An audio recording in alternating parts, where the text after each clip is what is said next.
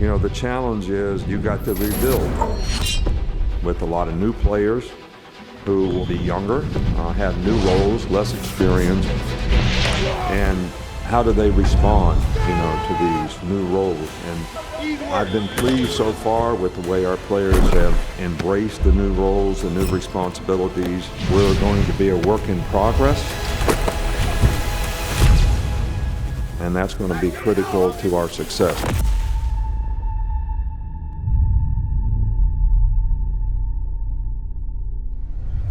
Welcome everybody to another edition of the Nick Saban Show, brought to you by Truckworks. I'm Chris Stewart, along with the head coach of the Crimson Tide. Coach, the Chick-fil-A kickoff game has always been a great way to start the season, and when you get a 44-13 win over Miami, makes it even better. Well, it certainly is, and we've had a lot of success here, and you know, Chick-fil-A is a great sponsor. Atlanta's been a great host city for us, and I was really pleased with the way our guys came out and started this game. You know, you're always concerned, first games, how are you going to do, what are you going to see? Lots of new players out there playing, but we had great energy and enthusiasm, great intensity, and I think, you know, the start of the game, you know, to get ahead 27-0 to score the first 4 or 5 times we had the ball, the defense got off the field on third down and really shut them out till right before the half. So I was really pleased with the way our guys came out and competed in the game and got off with great energy and enthusiasm. Among those new players that you referenced, Coach, Bryce Young, and a youngster getting his first start, goes 27 of 38, 344 yards and 4 touchdowns.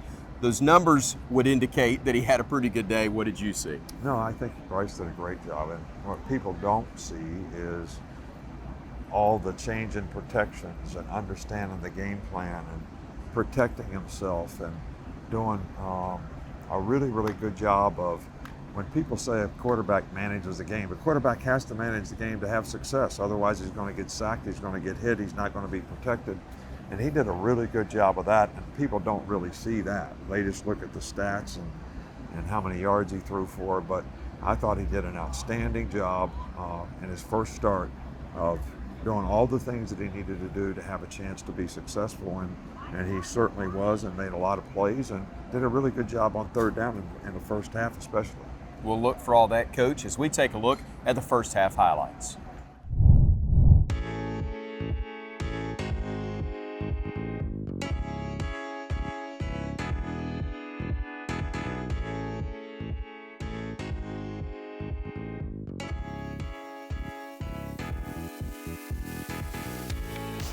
He'll send the running back, Robinson, in motion.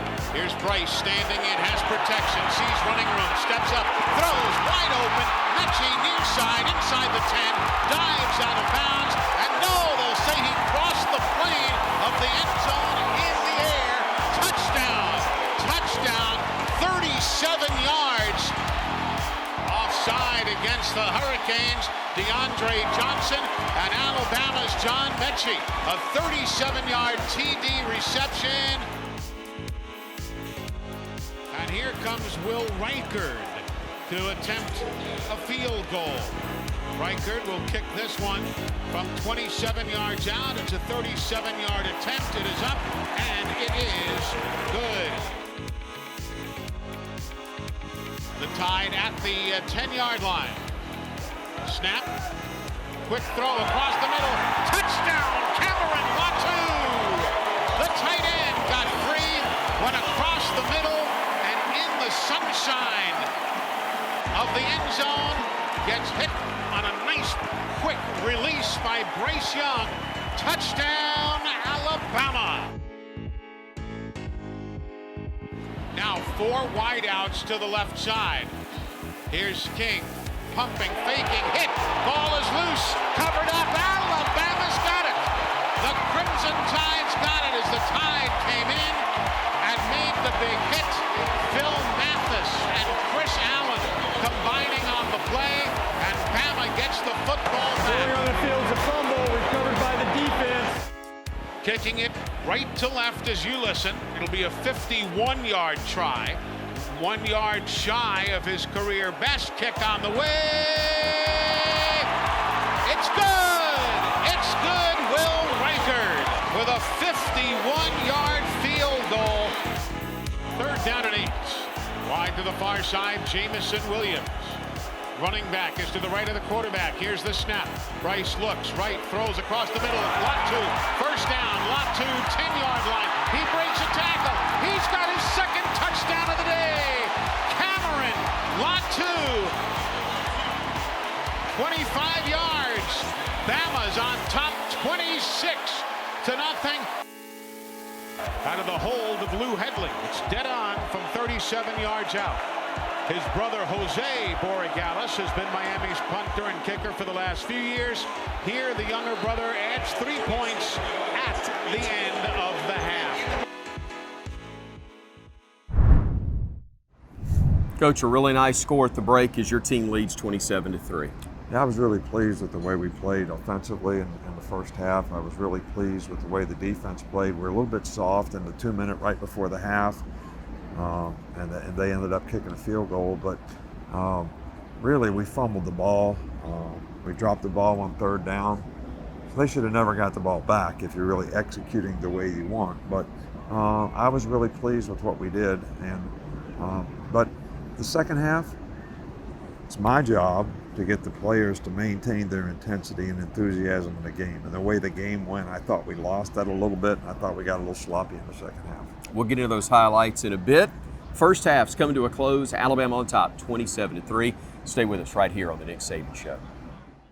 The Nick Saban Show is brought to you by the University of Alabama, where legends are made. And by Coca-Cola. Together tastes better.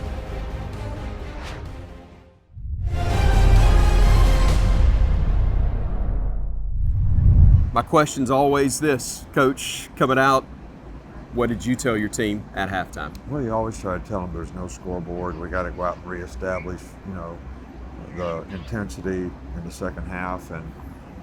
But Miami got the ball first, and they put their best drive together of the night and went right down the field. And we didn't play very well. We spent a lot of time at halftime with the defensive players because they had given us so many formations and so many adjustments in the first half. And then in the second half, they really started doing the things that we were prepared for. But I think we had the players thinking about all those other things, and we didn't execute as well. We got a couple pass interference that really helped them in drives. But the goal line stand, stopping them at the 1-yard line on fourth down was a really big play that sort of iced the momentum of the game. And I was really pleased with the way our guys competed. We'll see that as we take a look at the second half highlights.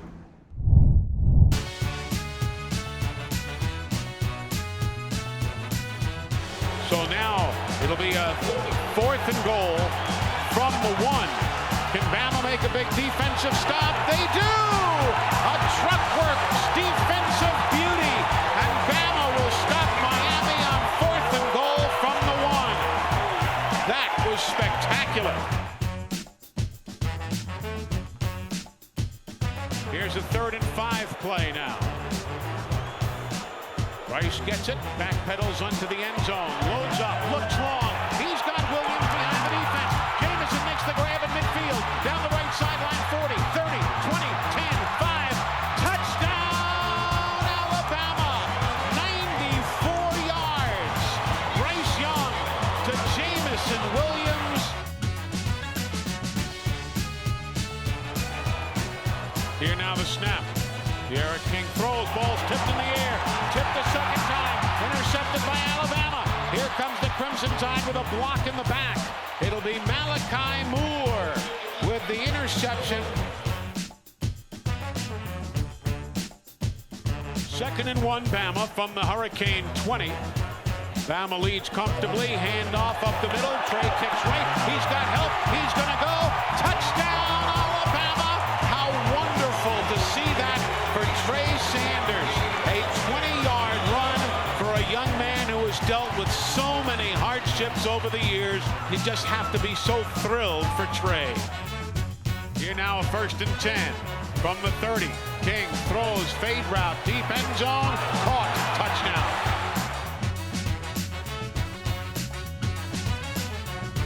27-yard field goal by Andres Borregales. It is up and good. straight on between the hash marks. 40 yards away, kick is up. And as per usual, the kick is up and good.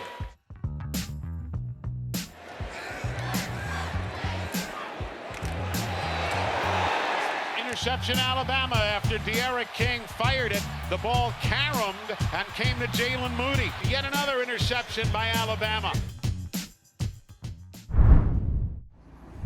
44-13, again, the final, Coach, against a very good Miami team. Yeah, and they were physical, and it was a physical game. But our players played physical as well, and I think that's something we want to build on. You know, there's one thing this game does. It shows you very clearly exactly where you are, what you need to work on, what you need to improve, where do you want to go from here. So I think it's important that our players respond and look at this game as an opportunity to take the good things that we did, and there were plenty, but also take some of the things that we need to clean up. There was way too many penalties in the second half. You know, we got very, very sloppy in the way we played in the second half. We did get to play a lot of players, but those players have to learn how important it is to get prepared for the game, so when they get an opportunity to play, they can go out there and execute and create value for themselves as well. A lot more coming up. Stay with us right here on the Nick Saban Show. The Nick Saban Show is brought to you by Tiffin Motorhomes, made to move you. And by Coca-Cola, together tastes better.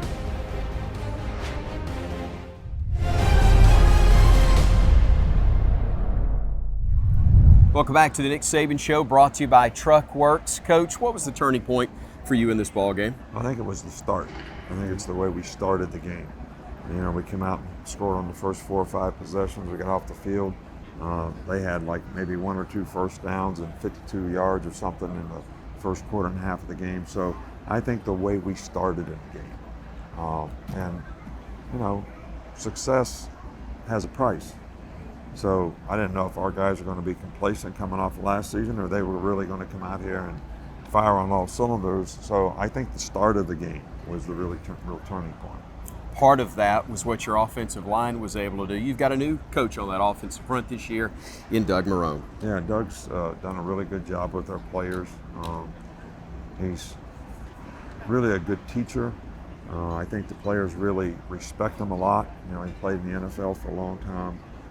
He's very technical with them, and he's done a good job of developing that group. And obviously, that was an area that we were concerned about, and I thought they played pretty well today. Coach, let's go Mercedes-Benz All Access with Doug Marrone.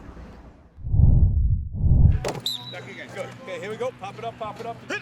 Good. Sure, I grew up in New York City, you know, in the Bronx. I went to high school at Herbert H. Lehman High School, which is a public school in the city, and then chose to go to college at Syracuse University, which was in-state. When you play the sport, and it's such a competitive sport, and you know at the end of the day whether you won or lost, you know, the day.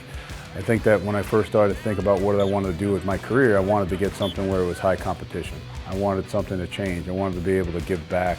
I wanted to be able to help people maybe make or not make some of the mistakes that I made, you know, as a player growing up. So for me, it was a very simple decision to get into coaching. When you look at, you know, my experience, obviously with the offensive line, you know, I probably had about 18 or 19 offensive line coaches, you know, 3 in college and then in the NFL, and I've had some great ones. So I felt very fortunate for that. And, you know, I was probably released by, you know, 5 or 6 teams, made 2 teams. So I tried to use that experience of, hey, listen, you know, my career in the NFL was very short. It was more like a cup of coffee, but I'm going to turn this thing around and use these experiences with these great coaches that I've worked with and put it to use. So, you know, like I said before, I've been very fortunate. I've had some of the, you know, I've been around what I feel have been the best in the industry. It's been an unbelievable experience. I think for me, because of the history of the game, the history here at Alabama, having, you know, played in the NFL with players that obviously attended here, and when you come back, it's a form of history, but an unbelievable tradition that you're able to learn, and then it takes you to where we are in the modern age, which is, you know, probably the greatest program in college football history, led by Coach Saban. So it's such a great experience of the old and the new for someone like myself that loves the history of the game, and to see some players that come back, to see some of the alumni, to meet people and then to have them tell you stories, and then to see Coach Saban really work in action, in live action. I think, I've told many people that, I think if you were to pass away, at some point, obviously in your life, and you had to go to football heaven, I tell people Alabama's football heaven. Good. Back again. Switch it up. Good. Okay, here we go. The Nick Saban Show is brought to you by the University of Alabama, where legends are made.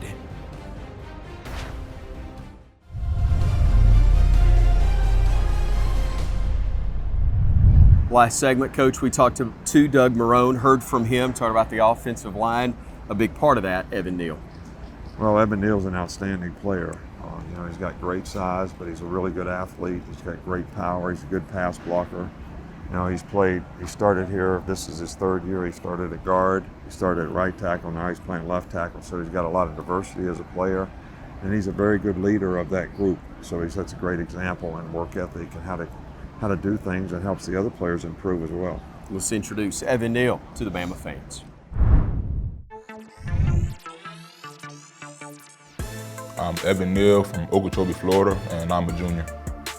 I chose to come to Alabama for the process. I know being under Coach Saban's program was going to mold me and shape me into a better man. It was going to make me mentally tougher, and it was going to ultimately challenge me. Waking up every day, going to work, even the days you don't feel like doing it, you do it just because it's what you have to do. And that's an aspect that goes far beyond the football field. I believe that's something that I'll carry with me for the rest of my life. Still gotta work on my speed, my form and stuff ain't all the way where I need to be. Got a lot of work I still need to do, but happy for the day. Some things people may not know about me is, man, I'm actually a nice guy.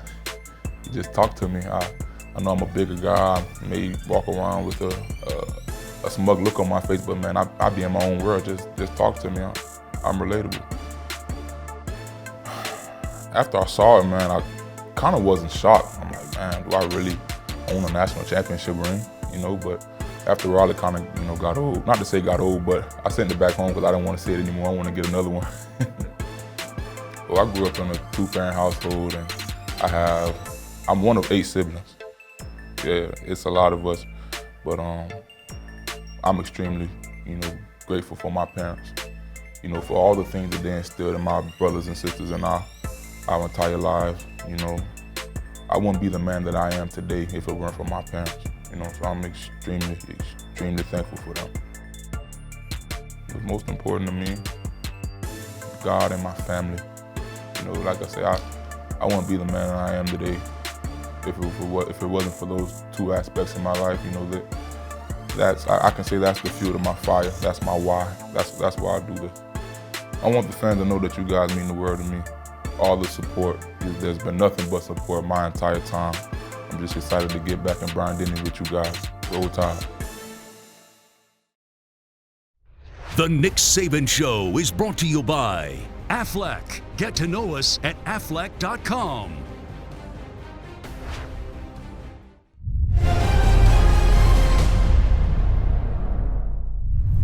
Coach, what's next? The home opener. Get a chance to be back in Tuscaloosa at Bryant-Denny. Well, I think it'll be great to be back in Bryant-Denny. I've said this many times before.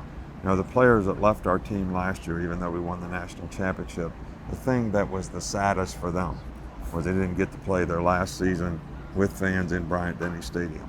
And the spirit and the passion that our fans have is tremendous. I think to show the appreciation for our team, it'd be great to have a full house. And we're really focused on what we need to do to get better as a team. It's really about us and not necessarily who we play.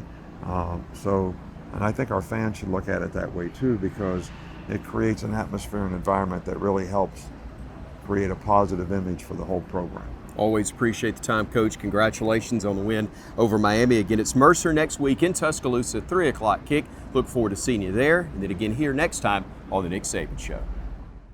The Nick Saban Show is brought to you by Coca-Cola. Together, taste better. By the University of Alabama, where legends are made. And by Trustmark, people you trust, advice that works.